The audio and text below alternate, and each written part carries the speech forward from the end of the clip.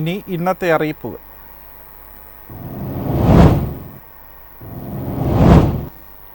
മാർഗദീപം scholarship പദ്ധതിയിലേക്ക് അപേക്ഷിക്കുന്നതിനുള്ള വരുമാന പരിധി 2.5 ലക്ഷമാക്കി ഉയർത്തി. അപേക്ഷ നൽകാനുള്ള തീയതി മാർച്ച് 15 വരെ നീട്ടി.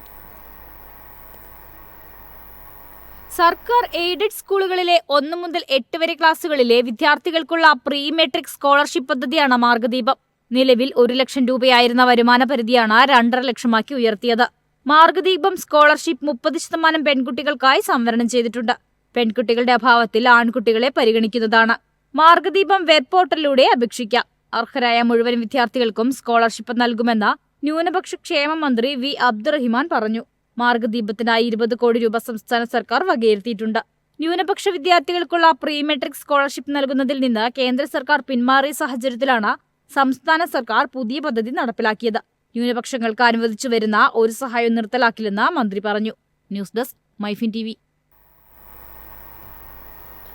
വിദേശ ജോലി ആഗ്രഹിക്കുന്നവർക്കായി ശുഭയാത്ര ധനസഹായ പദ്ധതി ആരംഭിച്ച് നോർക്ക. സാമ്പത്തിക ബുദ്ധിമുട്ട് നേരിടുന്നവർക്ക് നൈപുണ്യ വികസന പരിശീലനത്തിനും യാത്രയ്ക്കും പദ്ധതി സഹായകരമാകും. നൈപുണ്യ പരിശീലനം, വിദേശയാത്രയ്ക്കുള്ള പ്രാരംഭ ചെലവുകൾ എന്നിവയ്ക്കായി പലിശ സബ്സിഡിയോടെ ധനകാര്യ സ്ഥാപനങ്ങൾ മുഖേന വായ്പ ലഭിക്കുന്നതാണ് നോർക്ക ശുഭയാത്ര പദ്ധതി. GCC രാജ്യങ്ങളിൽ ഉൾപ്പെടെ വിദേശത്ത് മികച്ച നൈപുണ്യമുള്ള നിരവധി തൊഴിൽ മേഖലകളുണ്ട്. പ്ലംബിംഗ്, ഇലക്ട്രീഷ്യൻ, കാർപ്പന്റർ തുടങ്ങിയ സ്കിൽഡ് മേഖലകളിൽ തൊഴിൽ നേടുന്നതിന് പദ്ധതി സഹായകരമാകും.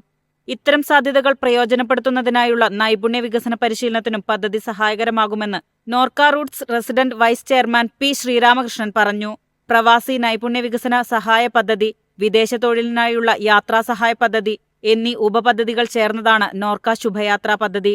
36 മാസ തിരിച്ചടവിൽ 2 ലക്ഷം രൂപ വരെയാണ് അർഹരായ അപേക്ഷകർക്ക് വായ്പയായി ലഭിക്കുക. അംഗീകൃത റിക്രൂട്ടിംഗ് ഏജൻസി മുഖേന ലഭിക്കുന്ന ജോബ് ഓഫറിന്റെ അടിസ്ഥാനത്തിലാണ് വായ്പ ലഭിക്കുക. കൃത്യമായി വായ്പാ തിരിച്ചടവിന് പ്രതിവർഷം 4% പലിശ സബ്സിഡി 30 മാസത്തേക്ക് നൽകും. ആദ്യത്തെ 6 മാസത്തെ മുഴുവൻ പലിശയും നോർക്ക റൂട്ട്സ് വഹിക്കും. Visa stamping, HRD, embassy attestation, emigration clearance, air ടിക്കറ്റുകൾ, വാക്സിനേഷൻ മുതലായവയ്ക്കുള്ള ചെലവുകൾക്കായി വായ്പ പ്രയോജനപ്പെടുത്താവുന്നതാണ്. News desk MyFin TV. പാസ്പോർട്ടുകൾക്കും പാസ്പോർട്ട് അപേക്ഷകൾക്കും മാറ്റങ്ങൾ വരുത്തി കേന്ദ്ര സർക്കാർ. പാസ്പോർട്ടിനായി അപേക്ഷിക്കുന്നവർ ഈ മാറ്റങ്ങൾ ഉറപ്പായും ശ്രദ്ധിച്ചിരിക്കണം. ഇന്ത്യൻ പാസ്പോർട്ടിൽ അടുത്തിടെ 4 മാറ്റങ്ങളാണ് കേന്ദ്ര സർക്കാർ കൊണ്ടുവന്നത്.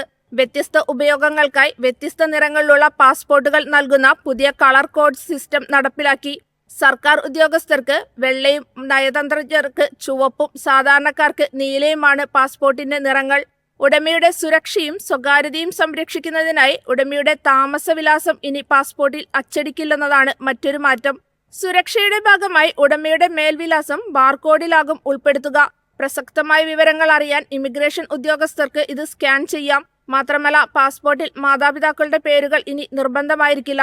വ്യക്തികളുടെ ഐഡന്റിറ്റി സംരക്ഷിക്കുന്നതിനും കുടുംബം ഉൾപ്പെട്ട പ്രശ്നങ്ങളിൽ പാസ്പോർട്ട് ഉടമയ്ക്ക് ബുദ്ധിമുട്ട് ഉണ്ടാകാതിരിക്കാനുമാണിത്. News desk MyFin TV. Indian army Agniveer തസ്തികകളിലേക്ക് അപേക്ഷ ക്ഷണിച്ചു. 10ാം ക്ലാസ്, +2, ITI ഉള്ളവർക്ക് ഓൺലൈനായി അപേക്ഷ സമർപ്പിക്കാം. ഓൺലൈൻ അപേക്ഷ ഏപ്രിൽ 10 അവസാനിക്കും. SC, ST, OBC, EWS വിഭാഗങ്ങൾക്ക് 250 രൂപയാണ് ഫീസ്. അപേക്ഷിക്കുന്നതിനുള്ള കുറഞ്ഞ പ്രായപരിധി 17.5 വയസ്സും പരമാവധി പ്രായപരിധി 21 വയസ്സുമാണ്. ചട്ടങ്ങളനുസരിച്ച് പ്രായത്തിൽ ഇളവ് അനുവദനീയമാണ്.